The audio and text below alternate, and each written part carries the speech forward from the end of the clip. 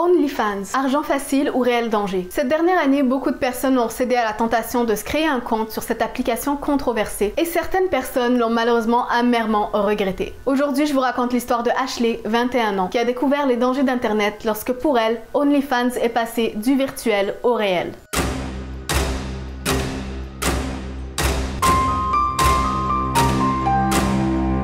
Quand Ashley a créé son compte OnlyFans, elle était comme beaucoup dans une situation financière pas très fameuse. Elle travaillait dans une entreprise de consultation, mais elle était vraiment voilà, au bas de l'échelon de l'entreprise, donc elle gagnait pas un très grand salaire. Elle arrivait à s'en sortir, voilà, de chèque en chèque, de paye en paye, mais malheureusement, elle avait des grands rêves. Elle voulait aller voyager à l'étranger, elle voulait même étudier à l'étranger, elle voulait faire beaucoup de choses, et ça demande forcément beaucoup d'argent qu'elle n'avait pas. À ce moment-là, la plateforme OnlyFans a commencé à prendre en popularité sur Internet, et même s'il y avait quand même une grosse stigmatisation autour de ça, en voyant toutes les histoires voilà, des jeunes femmes qui se faisaient beaucoup d'argent très facilement depuis leur chambre, etc. Elle a été tentée et elle s'est dit pourquoi pas, moi aussi je peux faire ça, après tout ça a l'air facile, et comme ça elle pourrait gagner de l'argent relativement facilement selon elle. Donc elle a décidé de se lancer, elle a créé son compte, a fait une petite vidéo d'introduction, s'est présentée, etc. Et après quelques semaines, elle avait réussi à attirer quelques abonnés sur sa page OnlyFans. Et elle était contente, elle commençait à se faire un petit peu d'argent petit à petit. Elle avait des gens qui étaient abonnés et qui la payaient régulièrement. Ils lui donnaient également des genres de pourboires.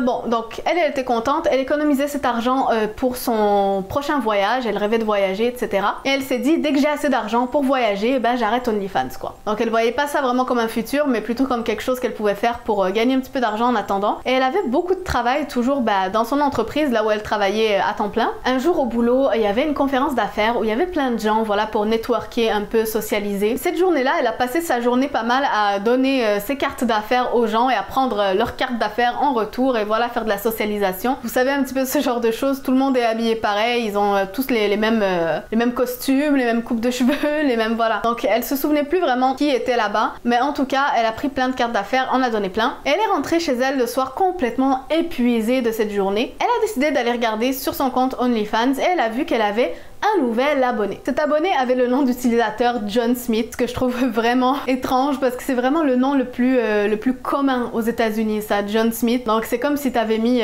aucun nom. Et on va mieux comprendre pourquoi il a choisi ce nom-là justement. Dès qu'elle s'est connectée à OnlyFans, apparemment il lui aurait envoyé un message en se plaignant un petit peu, voilà, en disant 10 $ par mois, waouh, même Netflix c'est pas aussi cher et tout. Elle a rigolé, elle lui a dit t'inquiète, ça va valoir la peine et tout ça. Ils ont commencé à discuter un petit peu comme ça et il a commencé à lui poser plusieurs questions, genre est-ce que t'as des animaux de compagnie, est-ce que t'as un copain, est-ce que tu vis seul ou avec tes parents, voilà, des questions qui à première vue peuvent sembler un petit peu innocentes comme ça, mais je pense qu'on sait tous que c'est des informations qu'il vaut mieux pas donner à des inconnus sur internet, ça peut être dangereux. En tout cas, si vous saviez pas, maintenant vous savez. Et là, elle lui a demandé est-ce qu'elle pouvait lui faire du contenu exclusif seulement pour lui, pour 5 $, est-ce qu'elle pouvait prendre une photo d'elle. Elle était très fatiguée de sa journée de travail, mais elle avait envie d'avoir 5 $, donc elle s'est dit ok, elle a pris une petite photo rapidement comme ça, elle lui a envoyé, il était content. Et tout de suite après, il a eu une autre requête un petit peu plus étrange et il lui a demandé une photo de ses pieds. Pour 5 $, elle a accepté encore une fois et a pris la photo, lui a envoyé. Il lui a fait encore plusieurs petites requêtes comme ça, genre prends une photo avec des talons, des trucs comme ça. Voilà, elle s'est dit ok, elle a accepté et il a fini par lui demander si elle pouvait l'ajouter sur Instagram et il allait lui donner 10 $. Donc bon, elle s'est dit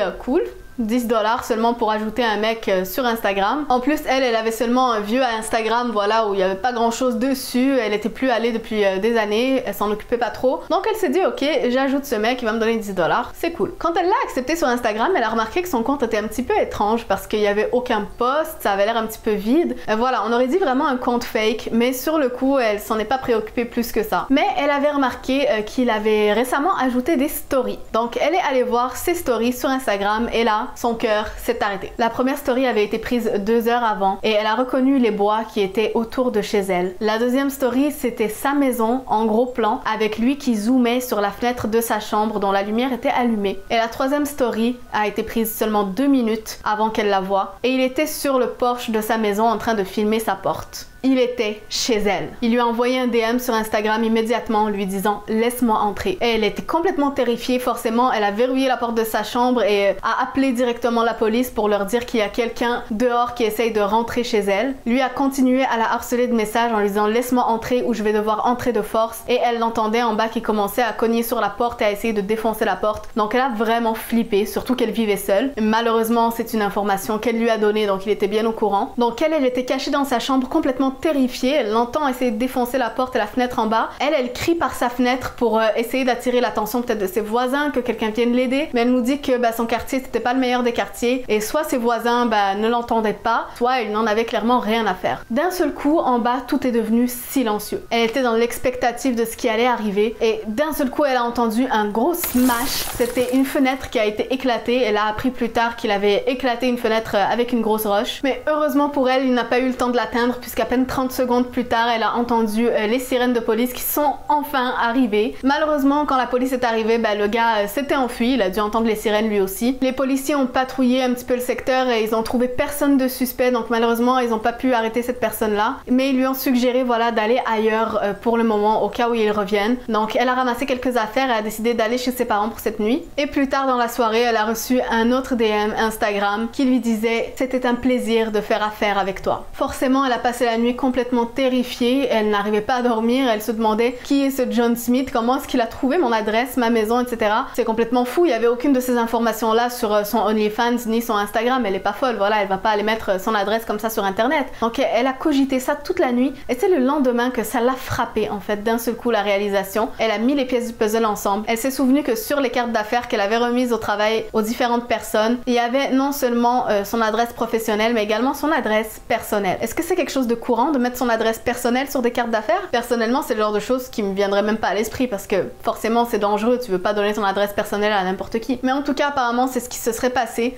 Donc elle a commencé à regarder un petit peu les cartes qu'elle aurait reçues elle aussi cette journée-là. Elle s'est dit peut-être c'est quelqu'un qui m'a donné sa carte aussi. Elle a transmis cette information à la police. Malheureusement il n'y a rien qui est ressorti de tout ça. Elle a décidé après cette expérience d'arrêter OnlyFans parce que ça l'a vraiment fait flipper et elle voulait vraiment pas risquer d'attirer encore ce genre de personnage autour d'elle dans sa vie. Elle a eu vraiment très peur, je pense qu'on peut la comprendre. Malheureusement elle n'a pas pu démissionner de son emploi même si elle est certaine que la personne qui lui a fait ça c'était quelqu'un dans ce réseau-là de cette entreprise. Donc depuis ce jour-là, à chaque fois qu'elle va au travail, qu'elle rencontre des clients ou qu'elle network avec des collègues, etc., elle a toujours peur, elle se pose toujours la question, est-ce que c'est cet homme-là qui est venu chez moi cette nuit?